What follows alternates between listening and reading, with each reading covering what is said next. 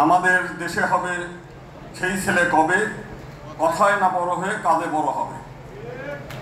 এখন থেকে 200 বছর আগে এই বাংলার মনের কথা বলেছিল কুসুম কুমারী দাস।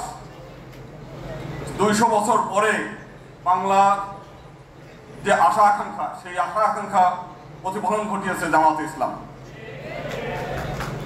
যে কাজ অন্যরা কেউ করে নাই, সেই কাজ আজকে জামাত ইসলামী করেছে। আজকে শহীদের যে স্মৃতি, সেই স্মৃতির বই রচনা করা উচিত ছিল সরকারের, অন্য বড় দলের।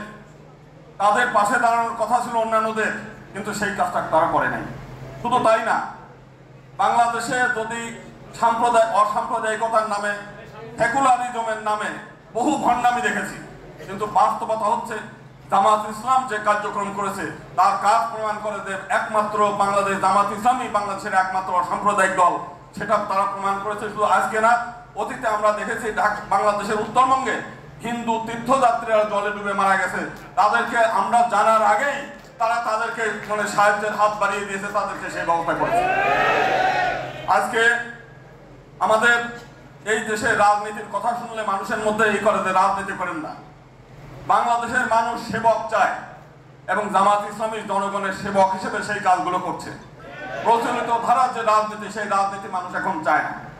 এখন মানুষ উদ্গ্রীব হয়ে আছে যে এই দেশ সব সংগঠনকে দেখেছে, এই দেশের আলেম ওলেমাদের দ্বারা, ধার্মিক লোকদের দ্বারা এই দেশ একবার দেশ পরিচালনা হোক, সেইটা চায়। এবং আমরা চাই যে আগামী দিনে জামাত ইসলামের নেতৃত্বে এই দেশ পরিচালিত হবে। রাজনৈতিক ক্ষমতা না, তারা দেশের সেবা করে ইতিমধ্যে প্রমাণ করেছে যে দেশের জনগণের আমরা সেবা করতে চাই এবং সেবা করে। ক্ষমতা তাদের কাছে বড় চাওয়া না, সেটা অলরেডি জামাত ইসলাম প্রমাণ করে দিয়েছে। এবং এই দেশ, স্বামী প্রণবানন্দ বলছেন যে এটা হচ্ছে নীতি, আদর্শ এবং ধর্ম আধ্যাত্মিকতার দেশ। আমরা চাই এই দেশ ধার্মিক লোকদের দ্বারা পরিচালিত হোক, এই দেশ আধ্যাত্মিক লোকদের দ্বারা পরিচালিত হোক, তাহলে এই দেশ সৎ এবং আদর্শ মানুষ গড়ে উঠবে। আমরা জামাত ইসলামের আগে 2 জন মন্ত্রীকে দেখেছি যে তাদের বিরুদ্ধে নানান অভিযোগ থাকতে পারে, কিন্তু তাদের বিরুদ্ধে দুর্নীতির অভিযোগ আসে নাই। আমি আজকে আসার পথে একজন বলছিল যে একজন চোর, সে চোরও চায় না যে তার রুমের মধ্যে আরো 2টা চোর থাক, অসৎ লোক থাক, কারণ তার চুরি করা যেন চুরি না হয়ে যায়।